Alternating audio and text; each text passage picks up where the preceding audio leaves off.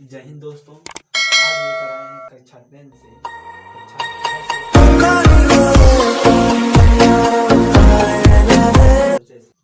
जय हिंद दोस्तों, आज लाए हैं कक्षा 10 से त्रिकोणमिति का परिचय। कक्षा 10 से लाए हैं त्रिकोणमिति का परिचय, प्रश्नावली 8.2 का फार्मूला। यदि हम इस फार्मूलों को याद करेंगे तो 8.2 हमारा सॉल्व हो सकता है। चलिए देखते हैं। साइन का मान अगर हमको याद रहेगा, यदि हमें साइन का मान याद रहेगा तो कॉस, टेन और कॉसेक, सेक और कॉट का मान याद करने में हमें टाइम नहीं लगेगा, यदि हमें साइन का मान याद रहेगा तो। देखते हैं साइन का मान से हम इन सब का मान कैसे ज्ञात करते हैं। चलिए देखते हैं साइन का मान से। जैसे साइन का मान दिया है साइन 0 अंश का मान दिया है 0, और साइन 30 अंश का मान दिया है 1/2, और साइन 45 अंश का मान दिया है 1/करनी में 2, और साइन 60 अंश का मान दिया है करनी में 3/2, और साइन 90 अंश का मान दिया है 1। यह साइन का मान जो दिया है इसको हम पीछे से यदि लिखते चले आएंगे आगे की तरफ, वह मान हमारा कॉस का हो जाएगा। जैसे यहाँ पे पीछे लिखा है, यहाँ पे लास्ट में क्या लिखा है 1, उसको हम आगे लिख देंगे यहाँ पे, तो यह हो जाएगा कॉस 0 अंश का मान हमारा क्या हो जाएगा 1 हो जाएगा, और साइन 60 अंश का मान दूसरे नंबर पे दिया है तो इसको यहाँ पे हम लिख देंगे। पीछे से आएंगे आगे की तरफ, ये बीच में है तो इधर ही रहेगा, और ये वाला इधर आ जाएगा, और 0 दिया है तो ये 0 आ जाएगा। तो हम जो है इसको खाली पीछे से यदि हम आगे की तरफ चले आएंगे तो वो हम लिखते चले जाएंगे तो ये हमारा कॉस का मान हो जाएगा। जैसे देखते हैं, कॉस 0 अंश का मान क्या हो गया 1 हो गया, कॉस 30 अंश का मान क्या हो गया करनी में 3/2 हो गया, और कॉस 45 अंश का मान क्या हो गया 1/करनी में 3, कॉस 60 अंश का मान क्या हो गया 1/2, और कॉस 90 अंश का मान हो गया हमारा 0। अब tan का मान ये अगर हमें निकालना है तो tan थीटा बराबर होता है, tan थीटा बराबर होता है साइन बटे कॉस होता है। तो अगर हम इस फार्मूले को रख देंगे तो हमारा tan का मान ज्ञात हो जाएगा, यानी साइन के मान से कॉस के मान में हम भाग दे देंगे तो हमारा tan का मान ज्ञात हो जाएगा। चलिए देखते हैं, जैसे हमारा 0 और यहाँ बटे 1 करेंगे, यदि हम 0/1 करेंगे यानी 1 से भाग देंगे 0 में तो 1 सुनाई 0, यानी कितना आ गया हमारा 0 आ गया। तो यहाँ पे tan 0 अंश का मान क्या हो जाएगा 0 हो जाएगा। यदि हम इससे और इसमें भाग देंगे तो ये 2 क्या हो जाएगा कट जाएगा, और यहाँ पे 1/करनी में 3 बचेगा, 1/करनी में 3 बचेगा। चलिए देखते हैं कैसे। 1/2 दिया है यहाँ पे, 1/2 दिया है यहाँ पे, भाग देंगे किससे इस तरह भाग दे देंगे। तो जब भाग होता है तो यहाँ पे चिन्ह बदल जाता है गुणा, और इसको क्या करते हैं ऊपर का नीचे, नीचे का ऊपर कर देते हैं, यह 2 कट जाएगा, और यहाँ पे 1, यहाँ पे 1 बचा, यहाँ पे भी 1 बचा है, तो 1 एकम 1 और 1 करनी में गुणा करेंगे तो उतना ही आएगा, हमारा वही मान दिया है यहाँ पे।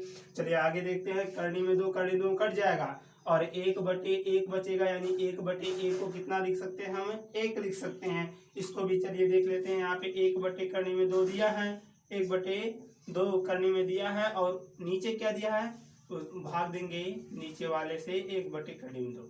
अब यहाँ पे 1/करनी में 2, और यहाँ पे गुणे हो जाएगा, 2 ऊपर चला जाएगा, करनी में 2 ऊपर चला जाएगा, और 1 नीचे चला जाएगा, करनी कट जाएगी, करनी में 2 कट जाएगा, और यहाँ पे 1 बचा, यहाँ पे 1 का गुणा 1 में करेंगे तो 1 आएगा, 1 का गुणा 1 में करेंगे तो 1 आएगा, और इसको भी काट कर क्या लिख सकते हैं 1 लिख सकते हैं। इसलिए हमारा tan 45 अंश का मान क्या हो जाएगा 1 हो जाएगा। और इसी प्रकार इसमें देखेंगे 2 और 2 कट जाएगा, तो हमारा करनी में 3/1 बचेगा। नीचे यदि 1 रहता है तो उसको हम हटा सकते हैं और लगा भी सकते हैं, जिसको हम हटा सकते हैं उसको लगा सकते हैं, यानी उसको हट जाएगा तो क्या हो जाएगा करनी में 3 हो जाएगा।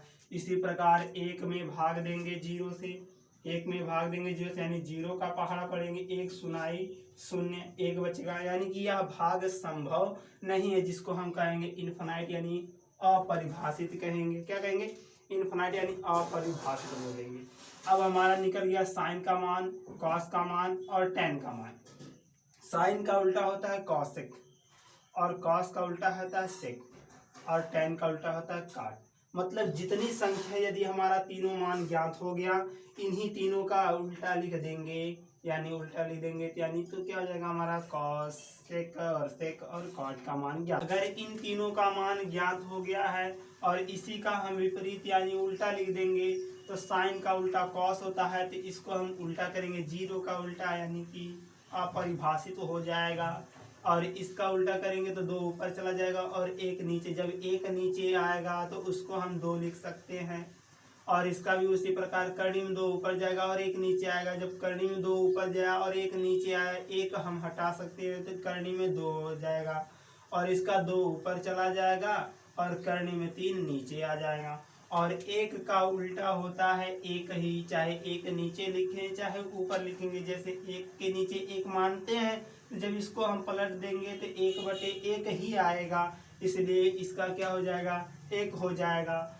और कॉस का उल्टा क्या होता है सेक होता है, इसी का हम उल्टा लिख देंगे।